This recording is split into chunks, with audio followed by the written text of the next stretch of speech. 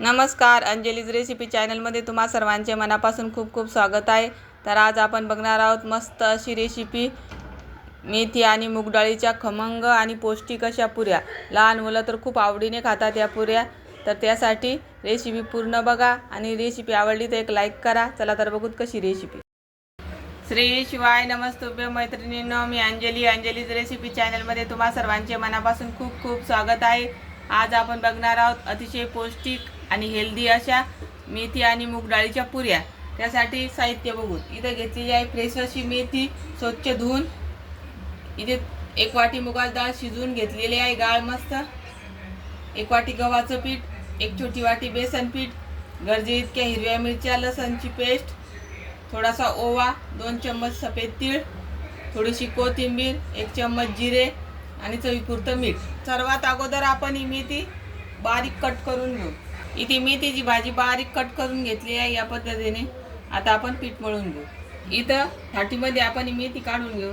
याच्यामध्ये घालू 1 वाटी गव्हाचं पीठ, बेसन पीठ, हिरवी मिरचीची पेस्ट, 2 चम्मच कांदा तूप, 1 चम्मच जिरे, कोथिंबीर, ओवा आहे। ओवा हातावर थोडासा क्रश करून घालायचा, म्हणजे मग त्याची चव अजून छान येते।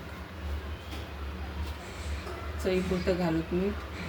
आता याच्यामध्ये 1 पळी तेल घालू।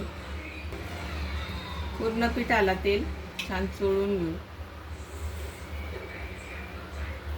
तर पूर्ण व्यवस्थित मिक्स करून घेतलेलं आहे आपण या पिठामध्ये। डाळीमध्ये हळद घातलेली आहे, त्याच्यामुळं पिठामध्ये हळद नाही घालत मी। आता आपण या डाळीमध्येच हे पीठ मळून घेणार आहोत।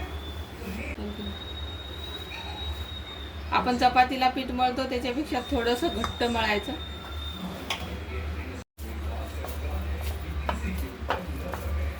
तरी ते आपलं घट्टसर असं पीठ मळून झालेलं आहे।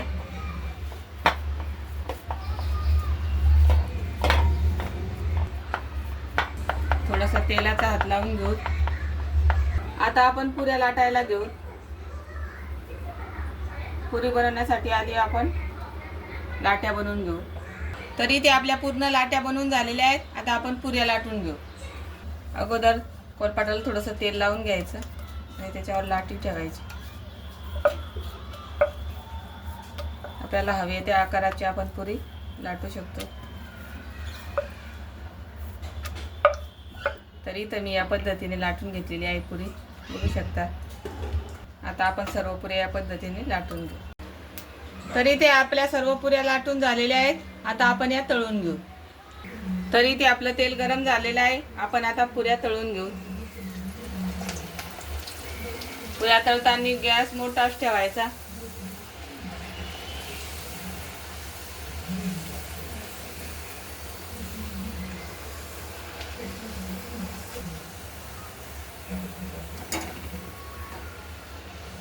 मस्त सोनेरी रंगावर आपल्याला या पुऱ्या तळून घ्यायच्या। तर मस्त सोनेरी रंग आलेला आहे या पुरीला। आता पूर्ण तेल निथळून काढू या पद्धतीने। आता आपण परत एक पुरी तळून बघू।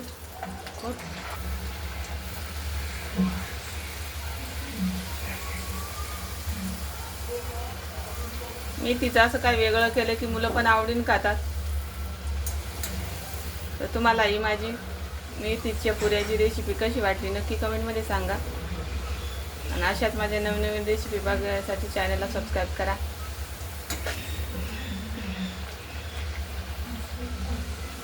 आता आपण ही पण पुरी काढून घेऊ। तर बघू शकता मस्त सोनेरी रंगावर तळल्या गेलेली आहे सर्व पुरी। आता मी या पद्धतीने तळून घेऊ। तरी ते आपल्या पूर्ण पुऱ्या तळून झालेल्या आहेत।